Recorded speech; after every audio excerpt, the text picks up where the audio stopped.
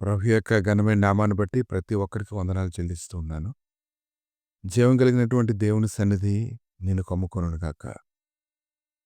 ఒకడు తన నోటి ఫలం చేత తృప్తిగా మేలు పొందును, ఎవని క్రియలు ఫలము వానికి వచ్చును. సామెతల గ్రంథము 12 అధ్యాయము 14 నోటి యొక్క ఫలము, మనం మాట్లాడేటువంటి శ్రేష్టమైనటువంటి మాటలు. శ్రేష్టమైన మాటలనగా జీవం కలిగినటువంటి దేవుని గురించి గ్రహింపు కలిగి, ఆయన ఉద్దేశం ఎరిగి మనం పలికేటువంటి ప్రతి మాట ఎంతో గొప్ప ఫలాల్ని దయచేస్తుందని ప్రభు అయితే మాట్లాడుతూ ఉన్నారు. కనుక ఒక వ్యక్తి దేవుని యొక్క లేఖనాలను ఆశ్రయించినప్పుడు, ఆయన యొక్క సన్నిధిని అతను అనుభవిస్తూ ఉన్నప్పుడు, అతడు శ్రేష్టమైనటువంటి మాటలు పలకగలడు. ఇంకా నిరీక్షణ కలిగి దానిలో కుదర్చబడ్డానికి అతను ఎంతగానో ఇష్టపడుతూ ఉంటాడు. సామెతల 18 అధ్యాయము 20 కూడా, ఒక నోటి ఫలం చేత వాని కడుపు నిండును, తన పెదవుల ఆదాయం చేత వాడు తృప్తి పొందును. నువ్వు మంచి మాటలు పలకాలి, దానివల్ల నీకు ఆదాయం దొరుకుతుంది. దానివల్ల నువ్వు తృప్తి ఖచ్చితంగా పొందుతావు. లూకా సువార్త 5 అధ్యాయంలో 17 నుంచి కొన్ని వచనాలు చూసినప్పుడు, ఒకనాడు ఆయన బోధించుండగా గలిలయ యూదయ దేశంలో ప్రతి గ్రామం నుండి యెరూషలేము నుండి వచ్చిన పరిసయ్యులు ధర్మశాస్త్రోపదేశకులను కూర్చునుండగా ఆయన స్వస్థపరిచినట్లు ప్రభు శక్తి ఆయనకుండెను.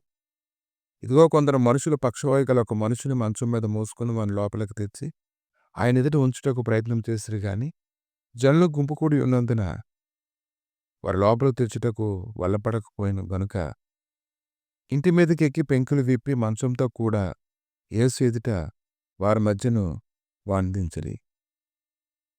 ఈ లేఖనాలు చూస్తూ ఉన్నప్పుడు వారికి విశ్వాసాన్ని గుర్తించినప్పుడు వారిలోకి అటువంటి విశ్వాసం ఎక్కడి నుంచి పుట్టింది?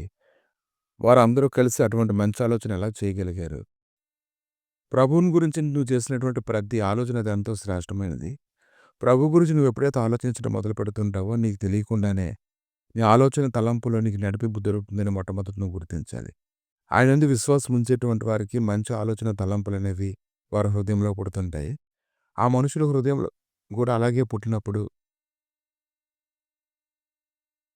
ఆయన వారి విశ్వాసం చూసి, మనుషుడా నీ పాపంలో క్షమించబడి ఉన్నవని వానితో చెప్పాను.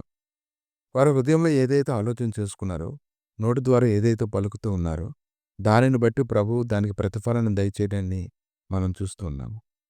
శాస్త్రులు పరిసయ్యులు దేవదూషణ చేయుచున్న ఇతడెవడు? దేవుడు ఒక్కడే తప్ప మరి ఎవడును పాపములు క్షమించగలడని ఆలోచించుకొనసాగిరి.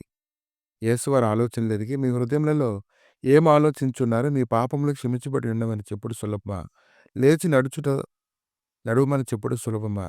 అయితే పాపములు క్షమించుటకు భూమి మీద మనుష్య కుమారునికి అధికారం కలదని మీరు తెలుసుకున్నవలని వారితో చెప్పి, పక్షవాయు గలవాన్ని చూచి నీవు లేచి నీ మంచం ఎత్తుకుని నీ ఇంటికి వెళ్ళమని నీతో చెప్పుచున్నానని చెప్పగా, వెంటనే వాడు వారెదుట లేచి తను పండుకునే మంచం ఎత్తుకుని దేవుని మహింపరచు తన ఇంటికి వెళ్ళాను. అందరూ విస్మయం పొందారు. అసలు అలా కార్యం జరగడానికి కారణం ఏంటి? తీసుకొని వచ్చినటువంటి వ్యక్తి హృదయంలో, వారి హృదయంలో నుంచి పుట్టినటువంటి ఆలోచన, వారి నోటి మాటలు, ప్రభువుని వేడుకునేటువంటి స్థితి, శ్రేష్టమైనటువంటి ఫలం పొందినట్లుగా వారి గొప్ప కృప దొరికింది. కనుక ఈ దినైన జీవమరణములు 4 వశము, దానెందు ప్రీతిపడువారు దాని ఫలం తిందిరని. జీవం మరణం అనేది అది నీ చేతిలోనే ఉంది. నువ్వు జీవాన్ని ప్రకటించినప్పుడు ఆ జీవం యొక్క ఫలాన్ని అనుగ్రహిస్తావు. ఆ జీవం ప్రభుల్లో ఉంది.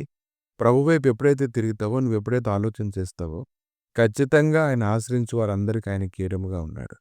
ఈ దినమున ప్రభు అనేక విషయములను నీ హృదయంలోంచి భయములన్నిటిని తీసివేసి, కృపతో నింపి సమాధానం మరుగురిచి, నిన్ను నడిపించి గొప్ప కృప దయచేయునుగాక. ఆమేన్. ప్రభువా, ఇదిగో తండ్రి, నీ దయగలిగిన నష్టాలకు తండ్రి అప్పగించుకుంటుండగా, పక్షవాయువు కలిగినటువంటి వాడిని ఎలాగైతేనైనా మీరు బాగు చేశారో, మీ వద్దకు వచ్చిన వారందరినీ ఈ దినమున బాగు చేసి వారిని బలపరచండి.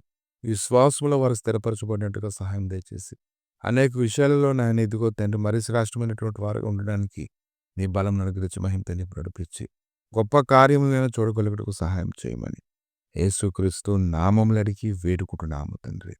ఆమేన్.